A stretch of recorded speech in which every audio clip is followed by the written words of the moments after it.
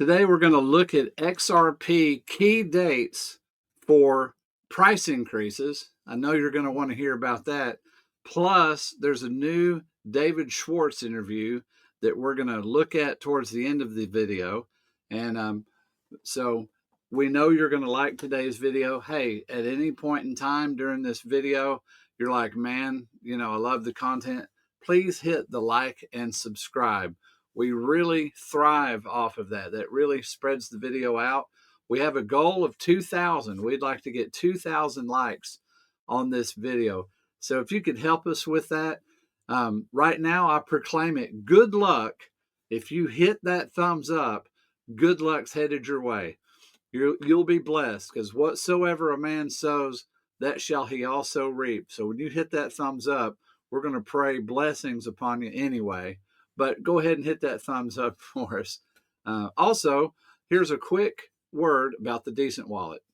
Hopefully you're not leaving your cryptocurrency on the exchanges. Exchanges can fail and get hacked. If you don't own the keys to your coin, then you're not in custody of your coin. Someone else is. Be sure to get yourself a cold storage wallet. I suggest the Decent Wallet after having owned several different wallets. I like the Decent Wallet. I like the easy access with the thumbprint.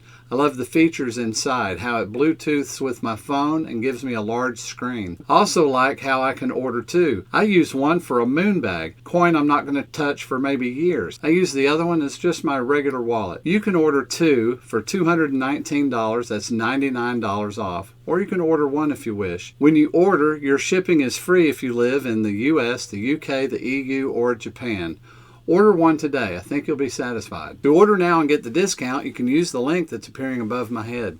There's also a link in the description, and generally there's one at the end of all my videos. Go ahead and order now. You'll be satisfied. All right, we're glad to be back. Max, you got some stuff set up for us here. I certainly do. I want to give a shout out to our brother in community, Michael Cornwell. He DM'd me this, and I thought, this is something that is on the minds of a lot of you guys. What are we talking about? Well, it comes from this gentleman, and he goes by the name of Majid. And what does Majid have that's crucial for bringing it to you guys in the form of a video? Well, as you see here, he goes into detail about key things in regards to XRP. Number one, Ripple CEO with the clock sign for all XRP ETFs. Number two, the CFTC, which if you're new to all these terms means Commodities and Future Trading Commission, admitting stablecoin can be used immediately. And when we get more into the outline, everybody, we have a key interview from David Schwartz addressing some of these key things. So you don't want to miss that segment. I'm telling you, it's worthwhile in regards to David Schwartz. On top of this whole thing, what about the whole thing of the SEC acknowledging a date to approve all XRP ETFs? Is it truly February 13th? I mean, come on, everybody. That is literally in 2 days. And on top of that, number four, the riddle for Ripple, the heart sign on the 14th. Sounds kind of crazy, right? February 14th, Valentine's Day. But whatever the case be, even number five needs to get referenced. On top of the purple mountain showing number two, meaning February, we have the whole thing here about all of this. So there's a lawyer, if you're not familiar with him, his name is Jeremy Hogan, said in order for all XRP ETFs to be approved, Ripple case has to end. Now, I'm going to come back in the frame for a moment. I understand that people are kind of getting frustrated with this. Heck, I am too. How many videos from many content creators, no knock on them, have you seen SEC case come to end? And it's a partial end. It's a 3/4 end, 2/3, whatever the case be. People just want to see this thing end. I'm telling you flat out, I think this is actually going to be the full end. That's just my own takeaway from it, but I thought I'd point that out. Getting more into this, let's also point out that if this is the case, well, this guy at least thinks that the end of this week, crypto will go up. Now, buy the rumor, sell the news, pump the brakes on this, because again, when we get into, shout out to Chad Steingraber, I've cited him before. He has some key things here I think are definitely worth pointing out. And what does Chad basically mention? Well, he states that the CFTC has found no need for regulatory or rule changing, but it's required to begin using stablecoins. RLUSD can begin to be used basically immediately. And when we get further into the whole thing with David Schwartz, we're going to cite that. So I'm going to pull this up, and it states here, the group found there was no need for regulatory or rule changes, according to the CFTC, in regards to recommending the adoption of tokenized non-cash collateral for margin purposes. All right. Well, the CFTC, are they really inviting CEOs to circle? Think about it. That's a stellar plug. Coinbase, crypto.com, MoonPay, and yeah, even Ripple to discuss the use of stablecoins as non-cash collateral. Think definitely worth pointing out. And even in the highlight, even though I'm not seeing it physically highlight, I'll highlight it for you guys. World Bank, they suggested types of collateral would be bonds, government securities, corporate debt. Think about Ripple and corporate debt. Think about on-demand liquidity, and even mentions money market funds, gold. You get the gist. All right. So as I kick it back to what we also have here, Brad Garlinghouse talks about this literally with just an emoji, right? The alarm clock. Think about this, right? This is recent, you guys. He posted this on February 7th. And I talked about this recently in regards to CBOE. I think I did it yesterday with Will, or if it wasn't with Will, it was Channing. Well, what else do we have here? Is it going to begin? Some of you guys remember this whole video, right? With the bear. Well, it could very well be. But here is your key dates before I kick it back to Will. I've cited this numerous times back on Investor Plays. What we have here basically is the reference, and I'll make this a little bit bigger for you guys can see it just that much better. We see that you have, not just XRP, but, Litecoin, Solana, HBAR, but emphasis will be on XRP. Okay, so we do see here, for example, that Grayscale, Bitwise, Canary, 21 shares, Wisdom Tree, shows that the first 19B-4 file date was supposed to be the end of this month, right? Last month, January 30, 2025. Was it acknowledged yet? No, not yet. All right. What about the acknowledged date? Well, that's literally 2 days from today. Okay. Final SEC deadline. Do you feel as though that we're going to drag this out to October 17th, 2025? Now, again, if that was the case, think about what's immediately after that. The full-fledged ISO 222 mandate for all banks. Now, the key date moving forward for us in the U.S. is March 10th. And does the SEC currently view this as a commodity? Well, of course not. Odds of approval, 2025, 65%. So, again, we see some of this stuff. I mean, apparently the whole thing with Litecoin, that's a very, very bullish for Litecoin. But we are talking about Ripple XRP moving forward, and that is where I'm going to leave this up on the screen for a bit. I do want to get Will Fix's take on this, Will, because the way I look at this, Will, is, yeah, some people are going to look at this as buy the rumor, sell the news, but to see Garlinghouse mention in emoji, just an alarm clock, is one thing, and all these references to the 13th, that's 2 days away. March 10th for the U.S. is big. Garlinghouse, Stuart Alderati, they already met with Trump, and you kind of get the feeling that why can't they get this done now? We have a new administration here. So your thoughts? Yeah, one of my thoughts is they had a meeting, was it last Thursday? There was a meeting at the SEC, and specifically for ongoing litigation. Did you know about that meeting? No, not offhand, but I've heard a little bit about it. Yeah, they had a meeting on Thursday, and I was wondering if we would see some kind of an announcement, but it was specifically about the ongoing cases on the SEC, and now we've heard nothing about any conclusions of that meeting. So one of the things that I think about is if we got this coming up, what is that? Is it on Thursday?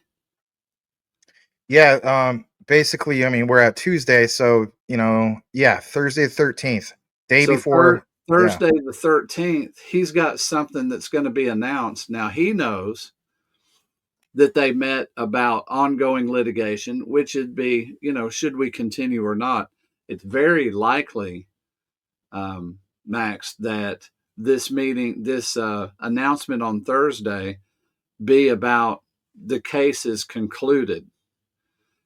Which would, I mean, that'll spark a little bit of a price revival, don't you think?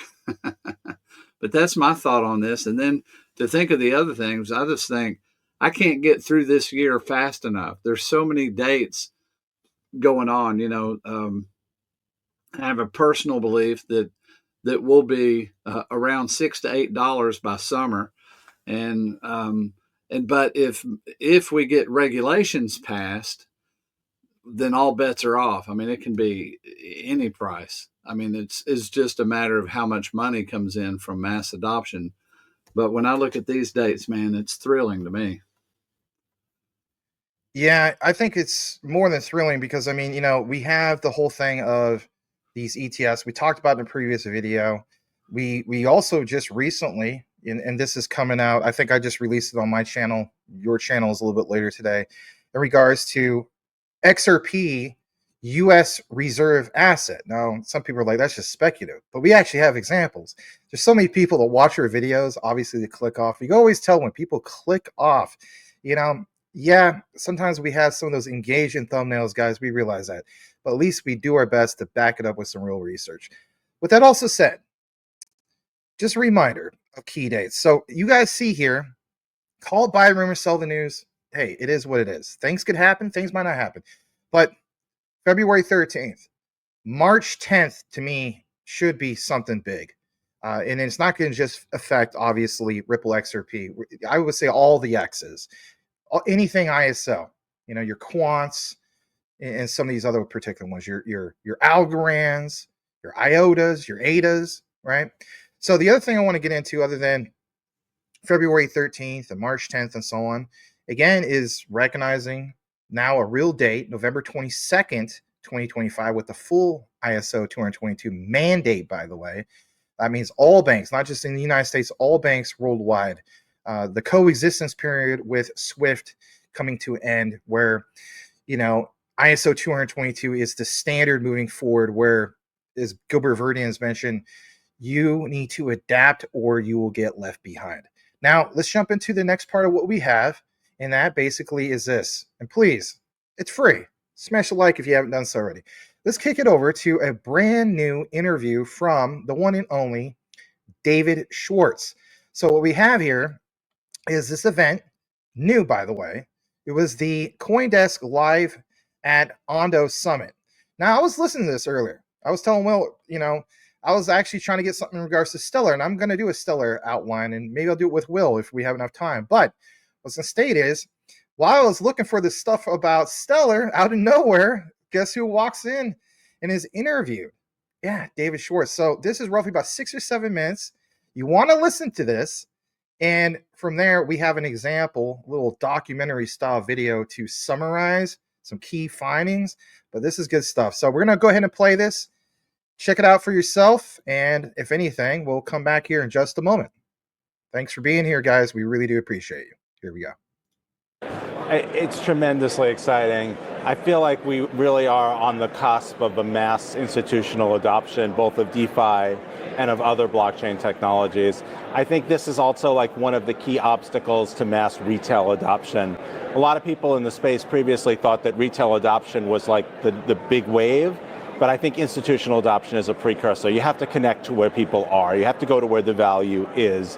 You can't build a new financial system from zero, ignoring the existing financial system where everybody's money is, where all the value is, where the real world is, trillions of dollars in value. You can't just say, oh, forget about all that. Let's just build something new over here. That doesn't work. And so I think this wave of institutional adoption over the next year or two is going to be what's going to pave the way for mass retail adoption. And then we can deliver on those promises. Like, we all want to bank the unbanked, but like the unbanked, like they have to be able to spend their money to buy groceries and pay their phone bill, and so we have to have that institutional connectivity. And I don't think there are any obstacles. I think that's and I think this conference shows that. You guys have shown a tremendous amount of resilience over the last couple of years and helped score some of the biggest wins from of the industry against those who doubted it. XRP is in one of our flagship indices and was a top performer. It's been an exciting couple of months. Like, how has the perception of the firm changed from inside and outside? A lot of people are taking a look at Ripple that really maybe hadn't before. How are you thinking about conveying what the company does to people who are looking at it for the first time? Yeah, it has been a huge difference. 4 years ago we had what I called the worst Christmas ever when I found out that the SEC was suing us. Yes. And a lot of people thought that would just be the end of our business, and it could have been. And I'm glad to say that the industry eventually rallied around recognizing the regulatory overreach, and I think things have gotten obviously a lot better since then. More recently, the changes in the United States over the past couple month or so have just been unbelievable, and it has unlocked business in the United States, but also business overseas. I think a lot. I didn't realize this until the change happened. There were a lot of other countries that kind of take their regulatory cues from the United States, and so when the United States didn't seem serious, they didn't really seem all that serious either. Now there's more international competition to bring in innovation. I think now we also, Ripple has a new product, RLUSD, which is a stable coin, which we think is going to be great for applications ranging from things like payments to DeFi, as a collateral, as a way of moving value from one place to another. And then, of course, the XRP ledger adding DeFi capability. That's not the first generation of DeFi capability was very experimental, and it was looking for absurdly high yield. It was gambling, let's be honest, it was gambling. That's cool, that attracts people. Vegas was built on gambling, right? But the next wave of real utility is going to be built around things that are much less interesting. A savings account is not super interesting. It doesn't provide high yield, it doesn't have high risk. You don't check the balance of your savings account every day, but it has real world utility. And I think that avenue of real world utility that Ripple's leaned hard into is the tokenization of real world assets, from very useful financial products all the way to things like venture capital and real estate and that whole spectrum. You mentioned RLUSD, and Andy asked one of our guests this earlier, and I want to get your opinion on it. Do we need so many stable coins? What is going to happen in this world of stable coins as this industry becomes more mature? We don't need that many stable coins. There's reasons why you might want more than one. There is actually some special. Two, right? well, one is diversification of risk, right? It would be really weird if we build this entire DeFi ecosystem that's all decentralized and it's all based on Ripple's reserve, and if Ripple collapses, the whole system collapses. There might be people who don't trust Ripple. I don't know why they wouldn't, but and they wouldn't be able to use RLUSD, and obviously the whole world, right? So yeah, you can make an argument that there's some small number, but there is some specialization that really does happen. Stablecoins aren't yield bearing, and so that they're not volatile, and they're tied to jurisdictions, they're tied to particular entities. So you could sort of imagine a world where you have this proliferation of millions of stablecoins. I don't think that's, millions is obviously not true, but a large number. I think there probably will be a bit of a shakeout and some consolidation. But I do think, 5, seems like roughly the right order of magnitude. Right. Yeah. And what's special about RLUSD there? What are you going in with as the competitive advantage? Well, RLUSD is issued through a U.S. trust based in New York State, which is the gold standard for reliability. The reserve is just cash equivalents, short-term treasuries. It's audited on a regular basis. So as far as the compliance, it's a gold standard. It's backed by Ripple. Ripple has an enormous balance sheet. We've been here for a long time. We're being as transparent as possible. So to some extent, all of that is table stakes, but we want to make sure we do that exactly right. We're going to be using it in our own payments flows. There's going to be applications in DeFi, a movement of value across chain. I think as we turn that curve to mass adoption, not just institutional adoption, but mass adoption, there's going to have to be ways. If my money is over here and I need to buy groceries, there's going to have to be ways to move. And I think the RLUSD is going to be well positioned to be that sort of value movement. Do you think that there's, I was, on some podcast at some point, somebody made a great point that some payments need to be really, really, really, really secure. Whereas if I Venmo Jen money for lunch, she knows where to find me if the payment fails. There are different layers, and Jen might be willing to pay less for security for the lunch transaction than moving $10 billion. Do you think that that's true, and does that set the stage for different levels of speed and cost versus security? How is your company thinking about that? Yeah, absolutely. Right. There is not going to be a one-size-fits-all solution. There's not going to be a one-chain world. It's not going to be a one-product world. There is no conceivable universe where Ripple is the only successful blockchain company, right? That's just impossible. There's going to be a broad range of things that people need, and you called out an important one, which is there's applications that are not very cost sensitive, and you can trade off cost for many other things. There's applications that are just super cost sensitive. There's cases where speed is of the essence, and then there's multi-million-dollar transactions where making sure that we don't do it if we didn't really want to is of the essence. I think you're going to see that spectrum. We focused, as Ripple as a company, like in our enterprise products, is focused mainly on institutional payments, where there's that balance. They're cost sensitive, but they're very sensitive to things like 24/7 availability, compliance, and then bringing costs down. But yeah, I think you will see a whole spectrum of products, and already you see chains that are focused on very fast payments, chains that are focused on very high security, and I think that's definitely why interoperability is going to be so important. If I have to try to figure out where your money is and if we have to work out the interoperability as humans, it's going to be inconvenient. It's going to have to just work. You mentioned institutional adoption as the next step on the way to retail adoption, that real mass adoption. What needs to happen from an infrastructure perspective for this industry to be ready for that? Well, there's a whole bunch of different pieces that we need, but one of the big ones is we need products that just work, that are easy to understand. We need people to be able to get their money in and out very easily. They need to be able to pay at retail points of sale. On the institutional adoption side, compliance has to be worked out. We need clear regulations, particularly in the US. If you look at I used to think that, like, well, if the U.S. is not a friendly regulatory environment, just do it elsewhere. It doesn't really work. The U.S. puts its tendrils through. There are many people who are like, oh, we'll tokenize like U.S. treasuries, but we won't have a U.S. regulatory nexus. You can't build the business that way. So it's going to take institutions who commit and who stake out, space in a growing part of the industry. David, thank you very much for joining us here. My pleasure. Wow. So, wow, we might have to retitle our thumbnail, our video. 3 key takeaways before I kick it over to you, sir. And that is this. Number 1, retail mass adoption. Number 2, institutional mass adoption. And this is number 3. I think we put this on the thumbnail. David Schwartz literally said Ripple RLUSD gold-backed standard. Your thoughts? Yeah, I noticed the exact same ones, and the one that stands out on all of those was because I didn't believe that this was their focus, was the retail. I didn't know that they were going to try to expand that particular market for you to go buy groceries. I mean, he literally said you got your money here and groceries over here, and he was talking about mass adoption, and he's talking P2P, instead of just B2B. And so whenever, everyone's summary of XRP is B2B and XLM was P2P. Well, wow. Maybe that's the cause of some of the tension that's been between XLM and XRP lately. Maybe they're kind of upset that because XRP, if you compare the two coins, it looks like XRP moves much quicker and is much more able to make broad deals, because proof's in the pudding. Just look at what they've done.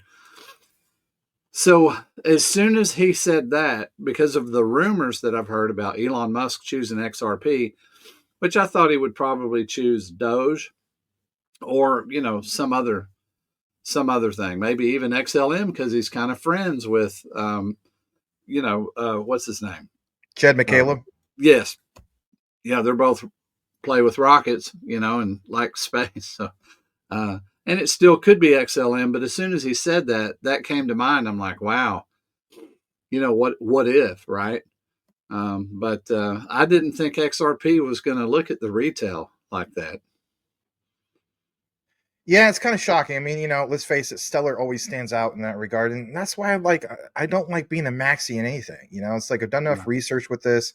Why not just own both? Like I always see a person in the comments, they're like, should I just sell all my XLM for XRP or vice versa? It's just like, what's wrong with just like, if you had $1,000, again, not financial advice, maybe put 500 in XRP, maybe put 500 in XLM. Again, it just understand the use cases. But if we're talking about Ripple with RLUSD, it's like, to me, America does kind of stand out in that regard. But even from Circle's point of view, okay, what about Europe? What about Asia? What about, especially what they're trying to do with Africa? Yeah, they definitely have a seat at the worldwide table, say the least. Now, something I want to address to you guys, and this is something that we're going to wrap up here in a bit. And basically, is this: I want to share this with you on the screen here in a bit. Well, I should say in a video format that I am bringing to you. It's a short little documentary / AI piece, and when we heard David Schwartz talk about stablecoins with RLUSD, he talked about it's, like there's so many different stablecoins, and he was even asked about, what about some of the others. So at the end of the day, here's the question I know for a fact that you guys are asking, and that is, why do we need all these stablecoins, and what does Ripple bring to the table with Ripple's RLUSD that makes them stand out compared to the competition, and especially for the United States moving forward? Check out this short little video. We'll come back with closing thoughts from the one and only Will Fix. We appreciate you guys. Again, here it comes on your screen. Thanks again for being here. Coins play an essential role in the cryptocurrency ecosystem, providing a much-needed anchor of stability amidst the volatility of traditional cryptocurrencies. Their design, typically pegged to fiat currencies like the US dollar, ensures that they maintain a stable value, making them practical for everyday transactions and a reliable store of value. This stability is particularly advantageous during market downturns, where investors seek refuge from price fluctuations. In addition to stability, stablecoins offer remarkable efficiency in transactions. They enable faster and cheaper cross-border payments, circumventing the cumbersome and costly traditional banking systems. This efficiency is a game-changer for international transfers, allowing users to move funds swiftly without incurring hefty fees. The liquidity they provide in decentralized finance, DeFi, is another critical function. Users can trade, lend, or borrow without the fear of significant price volatility, making stablecoins indispensable in the DeFi landscape. Moreover, for individuals in regions with unstable currencies or limited access to banking, stablecoins present an alternative means of holding value and conducting transactions, enhancing financial inclusion. Ripple's RLUSD introduces unique offerings that set it apart in the stablecoin market. Its regulatory compliance, backed by the New York Department of Financial Services, signifies a commitment to transparency and consumer protection. This is particularly crucial in an environment where regulatory scrutiny is intensifying. RLUSD's backing by high-quality assets, including US dollar deposits and government bonds, adds another layer of trust. The public audit of these assets further bolsters its credibility. Additionally, Ripple's plans to integrate RLUSD into its RippleNet platform position it as a significant player in international remittances and corporate payments, leveraging existing relationships with financial institutions to drive adoption. The dual blockchain support of RLUSD, operating on both the XRP ledger and Ethereum, enhances its flexibility and compatibility, catering to a diverse audience. This adaptability is essential for bridging traditional finance with the innovative world of DeFi. Focusing on institutional clients, RLUSD aims to provide banks and payment providers with a stable, compliant tool for digital transactions, which could navigate the regulatory landscape more effectively than competitors targeting retail markets. The potential economic impact of RLUSD could be substantial, supporting the growth of a regulated digital dollar ecosystem in the US and enhancing its position in the global digital economy. In a competitive landscape filled with stablecoins, RLUSD's emphasis on compliance, transparency, and institutional adoption may give it a distinct advantage over others like USDT and USDC, which have faced scrutiny. Overall, Ripple's introduction of RLUSD is strategically positioned to meet the growing demand for stable, compliant digital currencies that seamlessly integrate into both traditional financial systems and the expanding DeFi space, especially in a regulatory environment that presents both challenges and opportunities.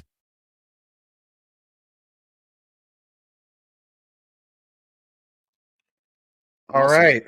Yeah, glad to share that with you guys. So, Will, your closing thoughts?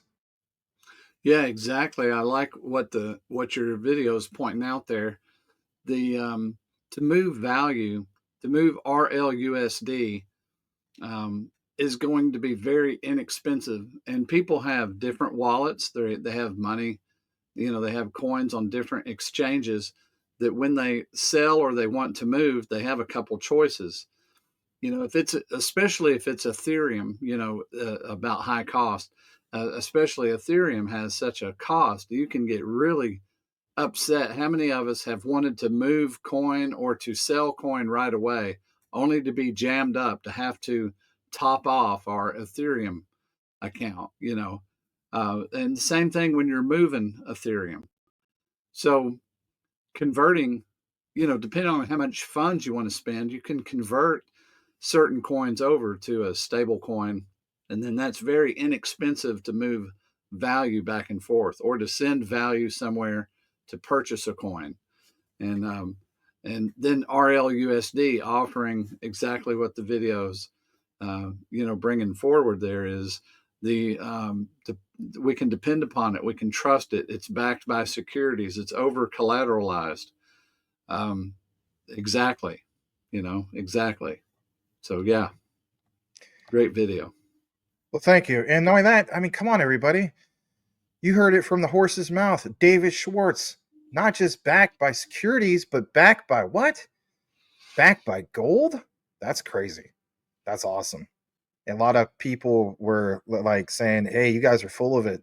Then you see stuff like that. Anyway, with that said, everybody, we're going to wrap up the video. Do us a solid if you listen to the entire outline and type this key term into the comments. And that is Ripple full victory. USA, USA, USA. And we'll know that you listen to the entire outline. On behalf of myself and Mr. Will Fix, know what you have, know why you hold it. The research trumps FUD 110%. We'll see you Next on video. the next one.